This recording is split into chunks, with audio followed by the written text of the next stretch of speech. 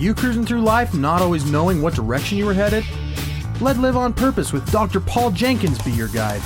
Live on Purpose will give you insights into your life and show you how you can become the driver and captain of it. No more aimless wandering. By learning the principles that govern happiness and wealth, you will be able to make personal progress that you have only dreamed possible. And now, here's your host, the shrink who expands your life, Dr. Paul.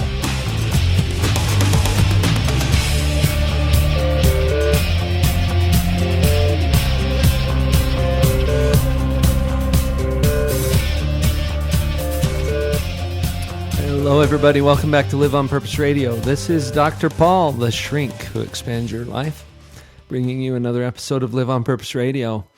As always, I'm excited to have a guest with me in studio today. This is someone who I have recently become acquainted with, and I was sharing with her just before the show that her story is particularly meaningful to me. And that's because I got my start in psychology in an area that she is very familiar with. So I want to introduce my guest. This is Haley Freeman.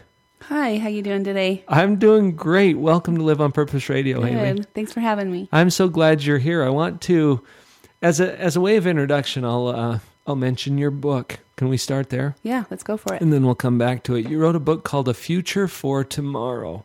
Right. And this is about your personal experience with anorexia. Right. So you can talk about this stuff? I know people ask me, like, that's pretty personal, but I feel there's a great purpose in it and a need and even an urgency to share my story. And Yes. So that's where I get my strength, I guess. I need to get my story out there to help as many people as I can to avoid the heartbreak that I had. This is probably one of the most difficult experiences that a person can go through. Yeah, it's a trial. It's right up there. Yeah. You know, I was sharing with you before the show, Haley, that years ago, when I was just getting started in my career, in fact, I was in a process of going through school and trying to decide, what am I going to major in? What am I going to do? Right. And I had all kinds of options. And a friend of mine from high school had just recently been hospitalized with bulimia. Yeah, wow. Which is a little different from anorexia, and we can talk about some of those differences Sure. if we want to today, but I had never heard of this before. Yeah. And the little I had heard about it seemed so foreign to me. I was at a point in my understanding of all of this, like, well, just pick up the fork and eat. I know. What's the deal? I even had that impression years before I had my eating disorder. I remember watching a show on it on TV, and I'm like, just eat. What's the deal? Just eat. It's that simple. It's not. Right. Well, and that was my experience with this friend. I went to visit her in the hospital, and this is somebody I just really cared about a lot. And I was so puzzled with, what is it that you're going through here? Why are you in the hospital? What's going on? Yeah. And she helped me to see a different side of this that I had never seen before. And she invited me to participate a little bit in some of the group therapy sessions she was doing there. And I got to see some psychologists in action. Wow. And that's something I had never really experienced. Yeah. And it piqued my interest. And as that was really one of the triggering events for me. Yeah. To choose the career that I chose. And I spent some time working on an eating disorders unit at the hospital, and have had several classes and things that are related to eating disorders, but also some of the other things we work with in psychology. But this was a really seminal piece for me as I saw that here's an area that has some deep meaning. Yeah. And the thing that surprised me and shocked me is it's not about eating. No. Yeah, that's one of my counselors. I remember him saying, we will never talk about food in here. And I remember like, what? Yeah. He's like, we're not going to ever even mention your weight. We're never going to talk about food. And I remember thinking, are you sure you're going to fix me? But it's true. That's right. Yeah, we had to go a different route to get underneath what was causing the symptom of not eating. So can we start there, Haley? Would you just share with our listeners that little piece of your story to get us started off. Yeah. Where were you? And because you were at a point in your life where your life could have ended with this. Basically the fact that I'm sitting here speaking coherently is a miracle. It started, I'll just tell you my little story here. It started when I was 15. I just started with little seeds just were starting to be planted in my brain. Like a lot of it was from media. You hear advertisements saying guilt-free, fat-free ice cream. So I started thinking, oh, you should feel guilty when you eat normal ice cream, because guilt-free ice cream was the fat-free ice cream. Right. And so I started feeling a lot of guilt about eating certain foods. And then I started feeling like, oh, maybe this cute little boy over here that I had a crush on would like me more if I was thinner, or, you know, just little seeds like that. And even my dad, I had a little bit of phobia about weight, and I got the impression from him that if I was overweight, that I'd maybe he wouldn't love me anymore, or I'd be disappointing him, and just little things like that started, and so I started feeling guilty for eating ice cream, but then it started traveling to, you know, pizza, to just eating. Then it started getting to where just eating like bread or even an entire apple would make me feel so guilty and feel like contaminated. That I was just like, well, if you sin, it felt like a sin.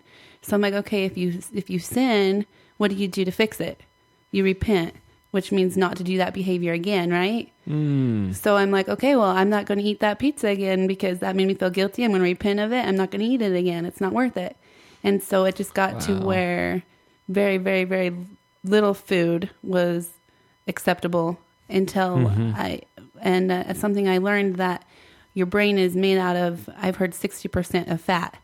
And so what happens when you start starving your brain is you can't function any longer.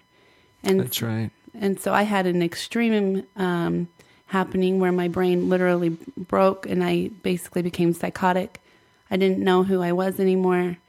I was put in the hospital, unable to speak coherently. I couldn't connect thoughts, and I was delusional and hallucinating. At that point, I couldn't even feed myself. I remember food being brought to me, but I couldn't process what I needed to do with it. And at that point, I was so just crazy and in my own world because my brain just was lacking the nutrients it needed. That they put me in the psychological department of the hospital, and there they weren't meeting some of my medical things as well as they could in the other department of the hospital. But so my mom ended up having to stay in there with me, and she would feed me and bathe me and brush my teeth, and like I would go on these rants where I just run around psychotic, you know, just screaming and not understanding where I was, and she would have to grab me and hold me and just basically as if I was an infant again, just because of the lack of nutrients. And so you're talking about the effect that it had on your mind and your behavior, and meanwhile your body is just emaciated, consuming itself. Right. Really. My liver and kidneys were had eaten themselves away basically, and were failing. The lining of my stomach had been eaten away. So just the process of having food in my stomach was extremely painful because the lining had been all eaten away. And my skin literally started to turn gray and started to die and flake off, and my hair was falling out in clumps, and it was just horrific. And, you know, part of the disconnection in the mind is that it's about the food somehow. I remember so clearly being in some groups with some of these ladies who were hospitalized. I say ladies, they're usually younger adults or later teens. Right. That's the most majority, common. Right. And sitting in this group, and they're all severely underweight. Some of them were close to normal, but on the light side. Sure. And yet every one of them saw themselves as being too fat. Yeah, like on my cover of my book, there's a sketch of a woman that's clearly underweight looking into the mirror and the reflection showing a blimped out version of herself. Right. The part that she sees. Right. And even at one point, I didn't actually see myself as fat anymore. I felt it was about feelings. I felt fat. And that's something I had to learn in counseling, that fat is not a feeling. And so they had to direct me like, okay, when you say you feel fat, what are you really feeling? And I had to make those connections that I felt contaminated. I felt unworthy. Like for some reason, I had this extremely low self-esteem. I felt like I was unworthy to eat food that had nutrition. I felt like I didn't deserve it. So it was more about that, like the feelings that I felt when I ate, more than actually thinking I was fat or needed to lose weight. Mm-hmm. And that feeling of not being good enough. Yeah. Or adequate or lovable. Yep. Or whatever it is. Right. You got it. And then it's just this constant, desperate seeking for fulfillment of that feeling. Yeah, you're right. Like you think, and there is some level of like about weight, you think, oh, if I weigh 5 pounds less or whatever, I'll feel better about myself. And that is how it started. But then it gets so addicting that there's just no way out. And it never works to lose the 5 pounds. No, you never find it. We'll be right back.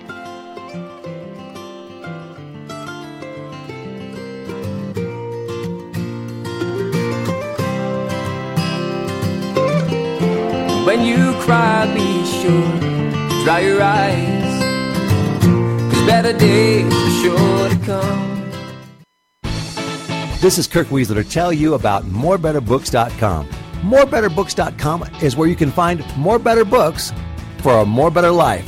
Not only that, let me tell you about some of the very fun and cool select titles on morebetterbooks.com. You'll want to get a copy of The Dog Poop Initiative.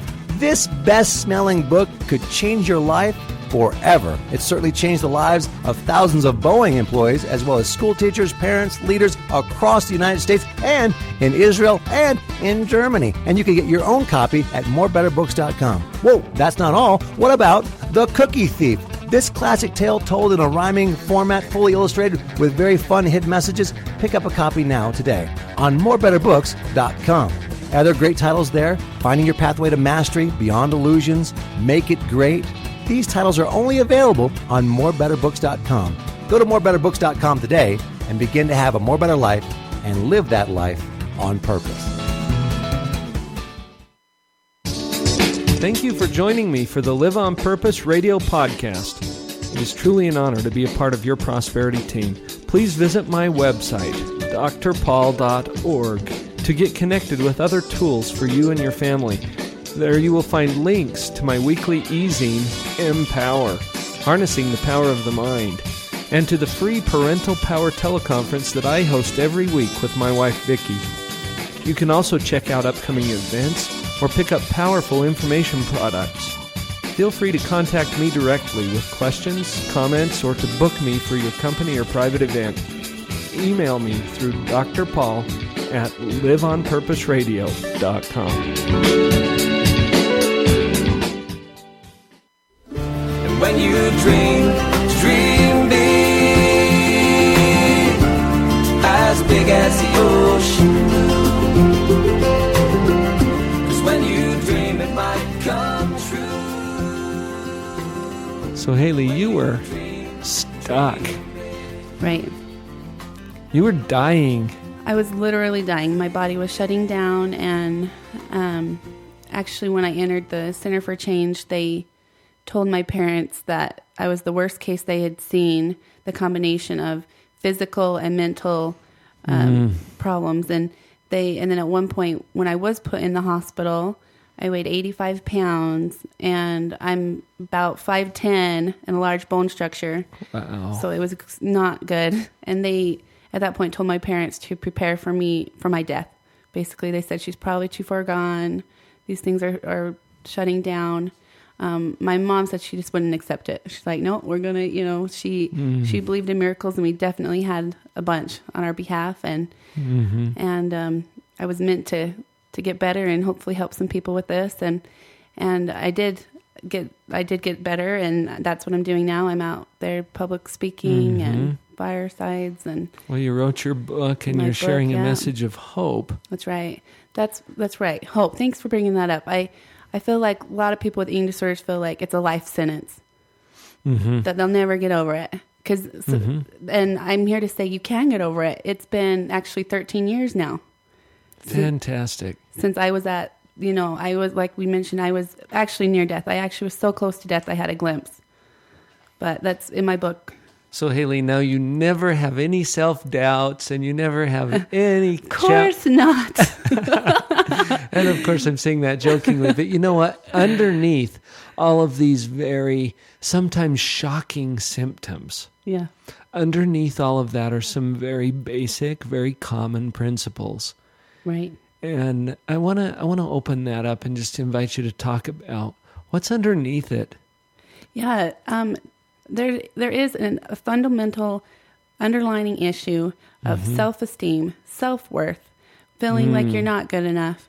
Like I feel like there's so much potential in our women, well, anybody, but our young women have such a divine worth inside them. And if they could find that, it'd prevent not only eating disorders, but other addictions. And as a psychologist, I'm sure you see that so many problems that if they just knew the value of themselves, that it would prevent. And Oh, yeah. and I've had people read my book that have other problems, addictions to drugs and or overeating, that they feel like, that they're a compulsive eating, and that my book's helped because they feel the same underlining problems. Mm-hmm.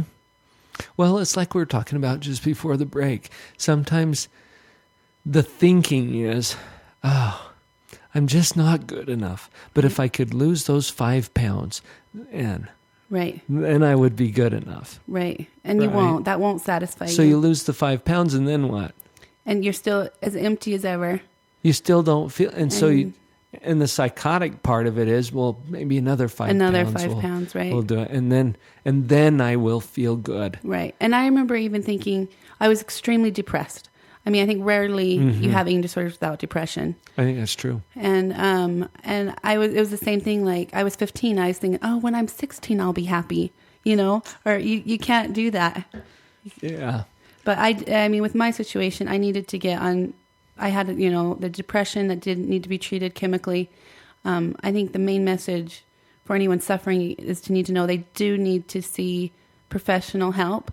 Because at one point I want to share a story with you. Okay. I was feeling myself die. I was feeling myself literally shutting down. And I remember I was taking a shower, and the exertion of the movements, I could feel my heart just struggling to beat. And I knew then that it was at the point where I was going to die. And I looked in the mirror for one of the first times in a long time, because I hated myself so deeply. I didn't want to even see my reflection. You didn't even want to look. Right. And so I had covered the mirrors for months, so I would never have to see my reflection. And at this point, I let myself see myself. And it was so scary. I mean, my body was protruding bones everywhere, and my face just was a skeleton, and veins were popping out because there was nothing to cover even the veins from my forehead and cheekbones. And I collapsed on the floor in a ball of tears, crying and praying that if he would let me live through that moment, live through that day, that I would get help. And before then, I thought I could do it myself.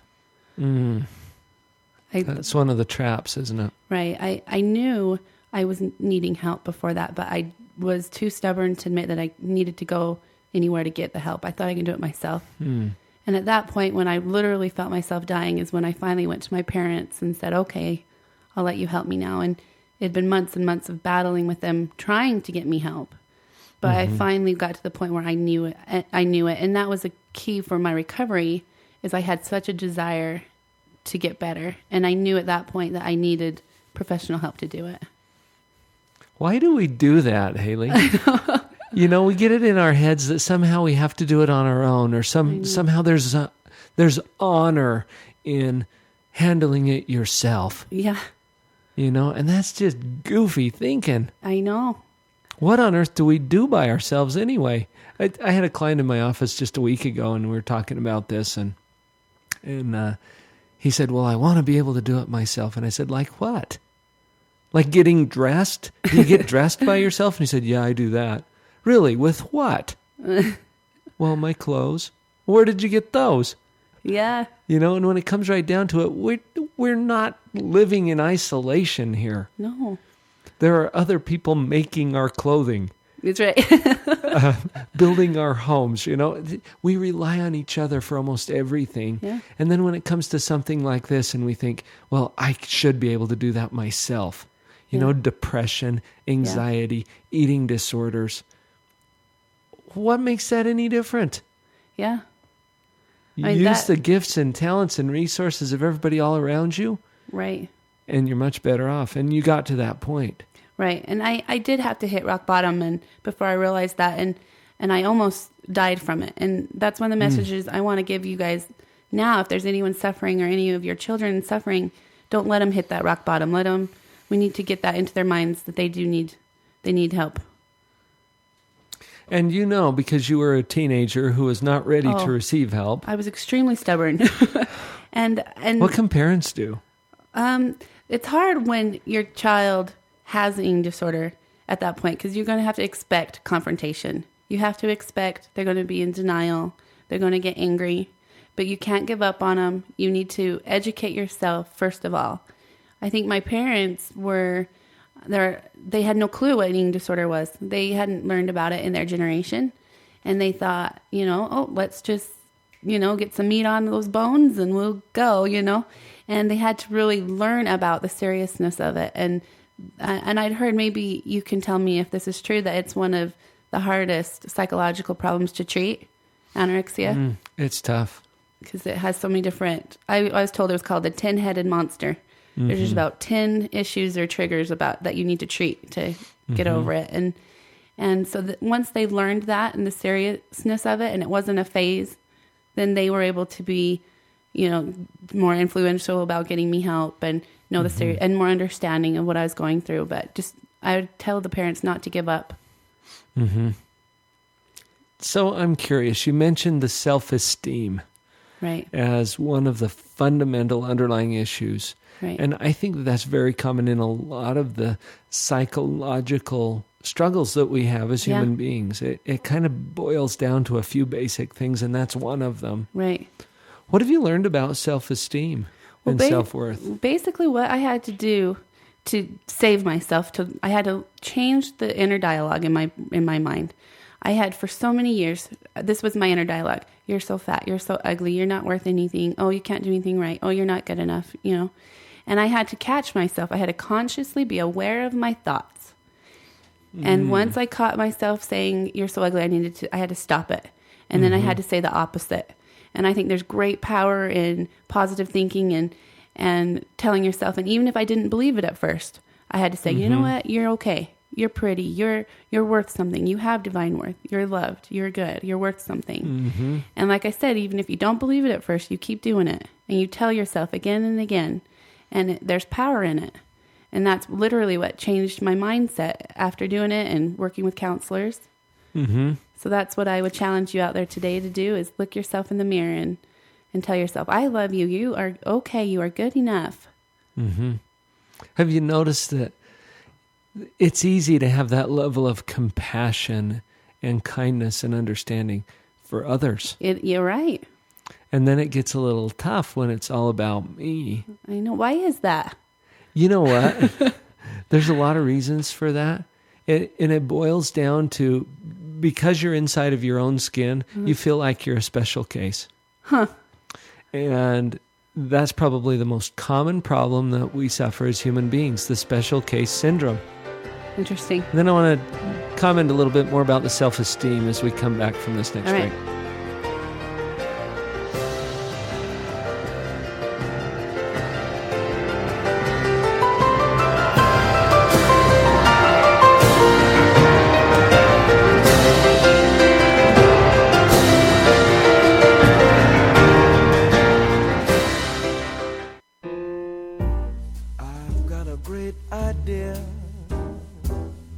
This is Shay Larson, IdeaOrbit.com, with the World of Ideas Report. This week's idea comes from a science professor in Germany who believes he can solve a global problem: snoring. Yes, snoring is a topic that causes millions to cringe. What would happen to the world if a solution was presented that could stop snoring? German scientist Dariush Bazargani has invented a pillow that reduces the impact snoring has on others in the home. So before you smack your bed partner one more time, listen to this. The pillow has many air chambers and a computer that can cause the air chambers to reduce or enlarge. The computer also can detect the sounds of snoring. So if the computer detects any unwanted snoring sounds, it moves the person's head until it finds a position that stops the snoring.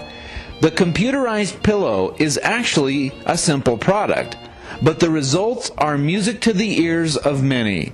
Professor Bazargani had this idea after attempting several products to stop his own snoring. Now he is on a mission to provide peace in the sounds of the night.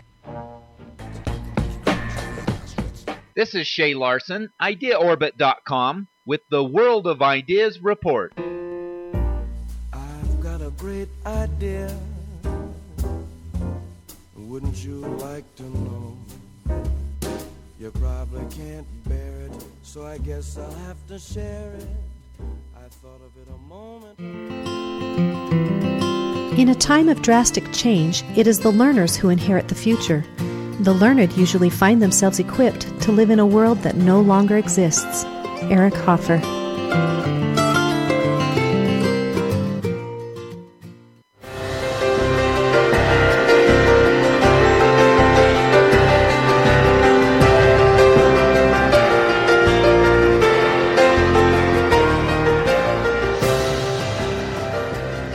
So I mentioned that I wanted to follow up on this self-esteem idea. This is something that comes up quite a bit for me here in my office. Yeah. And I've become convinced that poor self-esteem is actually a problem with pride.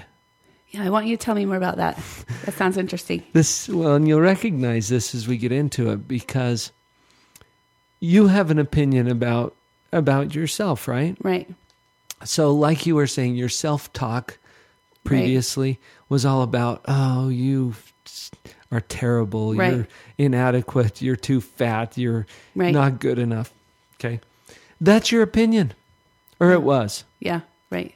Thankfully, it's not anymore. No. Well, what if my opinion is, you're wonderful, you're beautiful, you're talented, you're fabulous. Okay. So maybe I have that opinion. Right. At the same time that you have the other opinion. Well, who's right? Yeah. I was thinking maybe somewhere in between. Yeah, well, probably, right? The truth lies in there. But you've got your opinion, I've got mine. And if you cling to your own opinion and insist that you're right, even in the face of someone else having a different opinion, well, okay, let's take it another step, because I know you're a very spiritual person, and this was part of your healing. Yes, it was. Does God have an opinion about you? Yeah. About your worth? He does. About who you really are? He does. And I think that I said before that that could be a real key in people healing, is tapping into that. I will often tell people to pray to fill your self-worth. Pray to fill what your value is. Mm-hmm. Pray that Heavenly Father, God, will tell you and let you fill your worth and who you are. Because I think that's where the eternal truth is. That's where the truth of your value is. So if your Heavenly Father has an opinion about your worth, and I happen to believe that He does, right, and you cling to your own opinion and say, no, I'm right. And in fact, I'm more right than God. Yeah. Does that sound like pride now? It does, huh? It is. Yeah. You got me. And that's why I think it's a pride issue. But, we don't always identify it as such. And so it's almost like this false sense of humility. There's something righteous about clinging to your own sick opinion of yourself. I do think as a teenager, I was very confused with the line of being humble and being proudful, being good self-esteem. I thought being thinking good about myself is pride. Right. And so I thought, I can't feel great about myself because that's prideful. And then you feel guilty. Yeah, that's true. Yeah.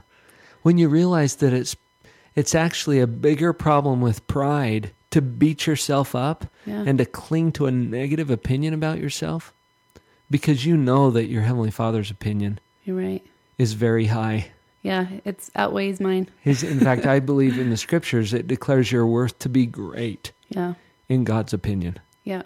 Okay, so anything other than that, if you cling to it and think that you're right, that's pride. Yeah. So true humility, I think, is when your own opinion more closely matches truth. It's beautiful. Or God's opinion. Yep. Beautiful. Okay? Yeah. So, wow, what if we could really believe that? If we really believed about ourselves, what our Heavenly Father believes about us, or if you struggle with that particular concept, think about the people in your life who love you the most unconditionally. Yeah. Okay, and it might be your parents, it might be a dear friend of yours, it might be a spouse, or think about the love that you have for your children. Yeah. And then apply that in the same context. And your opinion about your child, for example, you've got children now, right? I do. Haley? I have 3. Oh. Yeah, 6, 3, and a 3-month-old. And as you look at them, you look at your little 3-month baby. Yeah. Okay? Is there anything that's unacceptable? Oh, no. No. And you can see that about someone else. Yeah. Put yourself in that baby's position. Yeah. And that's what I want to invite you listeners to do, is just to consider, okay, what is my opinion? And am I open to the fact that those who love me the most or who know me the best have a different opinion? And maybe that's closer to the truth. Yeah. I like that. Especially if that person is God. Yeah. You can't argue there. That's one thing. I have a blog, and I like to dedicate it to this, to spread this message to people. And I try to put exercises on there once a week or so that help you build your self-esteem. Because it's like, okay, that maybe a listener is like, okay, I believe in your concept, but how do I do that? Mm-hmm. And so I've tried to find different resources and put on my blog once a week or so an assignment of something that you can do to help improve your self-esteem. So since you've mentioned that, give us the address of your blog too, so that our listeners can go check that out. Yeah, I actually have a website that is where you could order my book, and that's afuturefortomorrow.com. And then the blog where I do all my other stuff is afuturefortomorrow.blogspot.com. Okay, so all they really have to remember is afuturefortomorrow.com or .blogspot.com. Right. And we'll put those links up on our site too, so that you listeners can get to that. And I would highly encourage you to go pick up Haley's book. It's also sold at Deseret Book. Okay. So they can go there. If it's not in stock, they can order it. But you can also order it on their website. So deseretbook.com. And if you can't remember the name of my book, just type in anorexia, and it should pop it right up. And you'll find it that way. Yep. We'll put some links up for that too. That'd be great. And then Amazon too. So we're getting to some of the practical steps that we can take. In terms of self-esteem, when you mention self-talk, I think you really nailed it there with one of the first steps, and that is to notice that you're doing it. Awareness. Mm-hmm. You bet. Sometimes those thoughts in our own mind, we don't even pay attention to them as being dialogue because we think it's just us. Yeah. And these thoughts, now this is an interesting concept. I'll just throw this by you. Sure. Thoughts have energy. Yeah, I agree. Okay. And energy always has a source. Yeah. So these you can be going along minding your own business and suddenly a thought just pops into your head. Well, where did it come from? Yeah. Sometimes those thoughts will come from something in your environment, like a billboard. Yeah. Okay. I wasn't thinking about getting a new home mortgage, and now I'm thinking about that because I just saw the billboard that says get a new home mortgage. Yeah. Okay. So thoughts are triggered by something. And I believe that there are multiple sources of our thoughts. Yeah. Okay, it's almost like the little cartoons where they have the little shoulder angel and the shoulder devil, and one's whispering to you, oh, you can't do anything and you stink. And the other one's whispering, oh, you're so wonderful. Okay, don't you hear both? Yeah.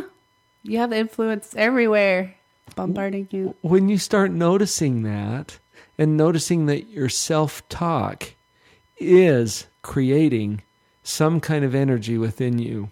You bet. And there's a choice. Right. So you said it feels a little awkward. It feels a little almost like you're lying to yourself at first. Right.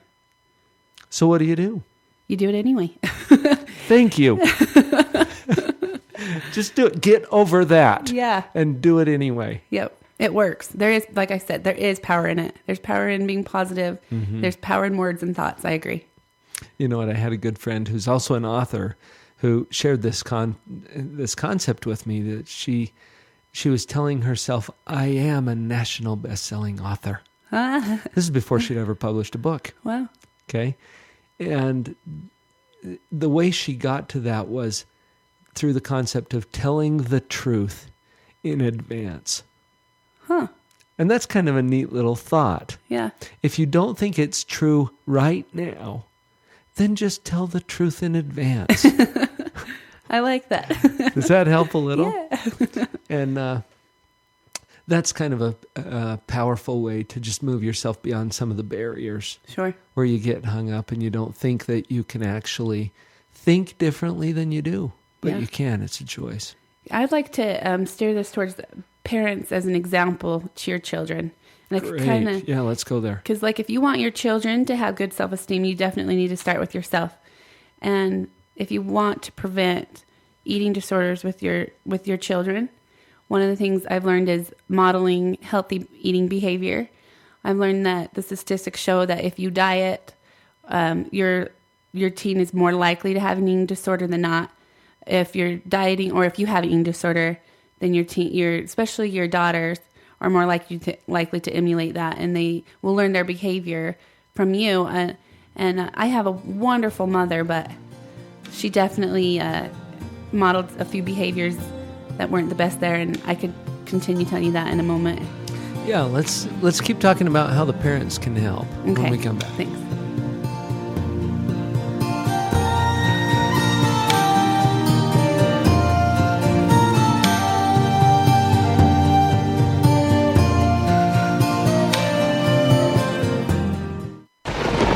You know, in today's world, people have become much more conscious of their health and wellness. Finding new and effective ways to combat the effects of disease, aging, and poor nutrition is more important than it ever has been as we look to improve our own life and the lives of those we love. Hi, I'm Micah Kagi, and a few short years ago I discovered a company called Kyani. Kyani is a rapidly growing nutritional supplement company that is marketing in over 20 countries. Kyani's products combine the nutritional benefits of well-known superfoods with Nobel Prize-winning research and breakthrough science. Not only does Kyani help to improve health and wellness of families, but through the amazing business opportunity that it offers, people like me have been able to create financial freedom. Kyani has the power to change your life, regardless of where you are or what your needs may be. Whether you are new to network marketing or a seasoned veteran, you will find that Kyani has what you've been looking for. A well-financed, growing company with proven management to generate immediate income and the potential to allow normal people like you and I to succeed if we are willing to put forth the time and effort. Kyani is a proud sponsor of Live on Purpose Radio. To learn more or to join our exciting team, please visit the website drpaul.kyani.net.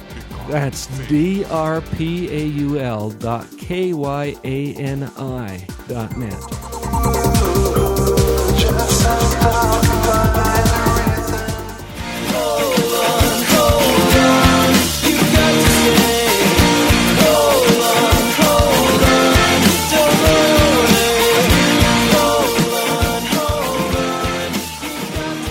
Haley, we got something started, and as a parent, I'm constantly on the lookout for what can I do to best serve and assist my kids to live their life on purpose and I think and to not get stuck in, the eating disorder is one example of the many things that could get them stuck, but that's one you have particular experience with. So continue what you were saying there about the parents. You need to start with yourself for sure.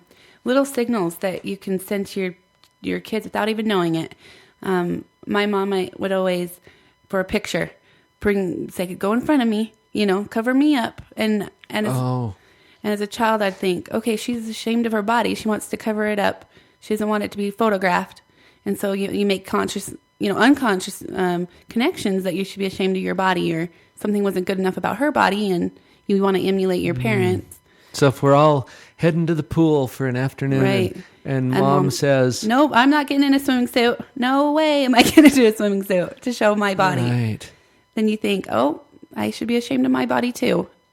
Growing up. Whoa. Haley, this is tough. Yeah. This is tough. What if I, as a parent, really am ashamed of my body? Well, you got to work inside first, because your little thing, you'll give it away. Your kids will catch on. You got to fix it first. It's not like you can hide that. You just can't. And what are you really saying? Are you saying that anyone whose body looks even remotely similar to mine is unacceptable? Right. And like I was saying, I love my mom to death. And if you read my book, you'll see what an amazing woman she is, an amazing mother. She's been a huge resource for you. Oh, and she's literally saved my life. But she has, I learned to put myself down because I heard her put herself down constantly. She was always commenting about, if it wasn't just her weight, it was about herself. Somehow she'd say, I can't do anything right. I've messed this up. And so I've caught on to that because, you want to emulate your parents. You think, in my mind, she is perfect. And if she's saying that she's this lesser of a thing, and I'm so much lesser than her, then where am I on this scale? Yeah. So as a parent, don't ever let your kids hear yourself put yourself down.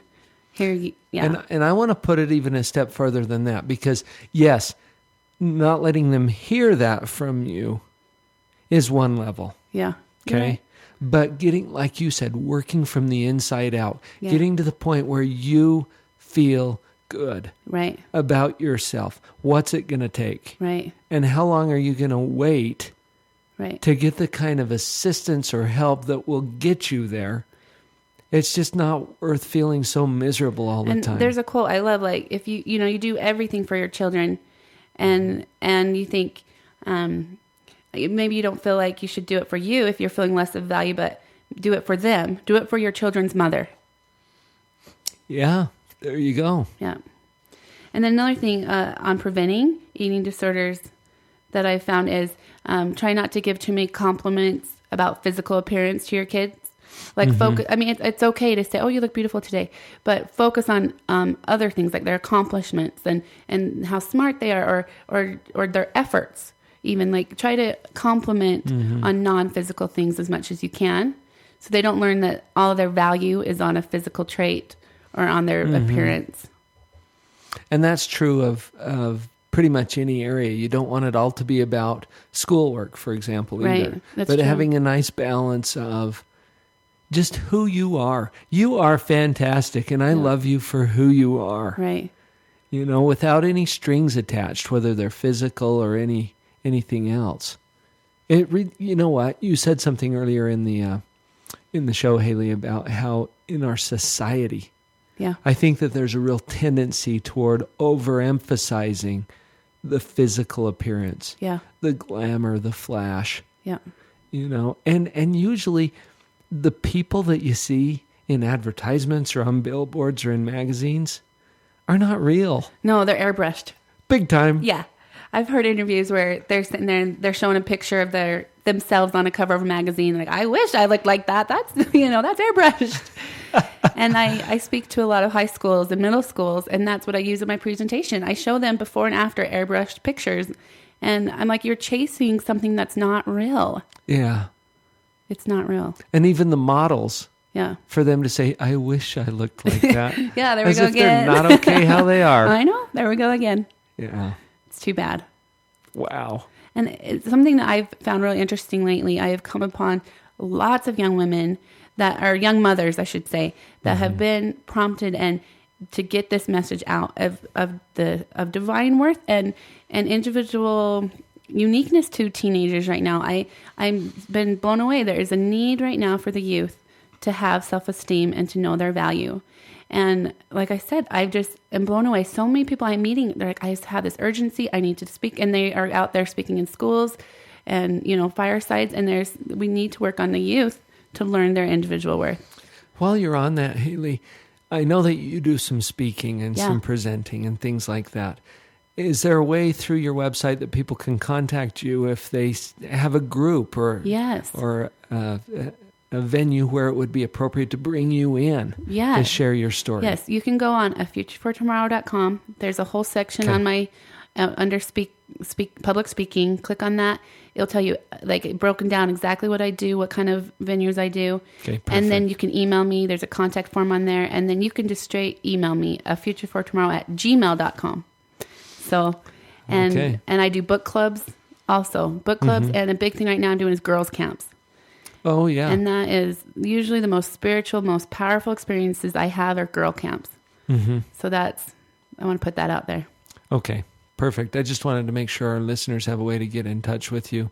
Thank you. You do have, we haven't really emphasized this much, Haley, but I know you have a very spiritual take on this. Yeah.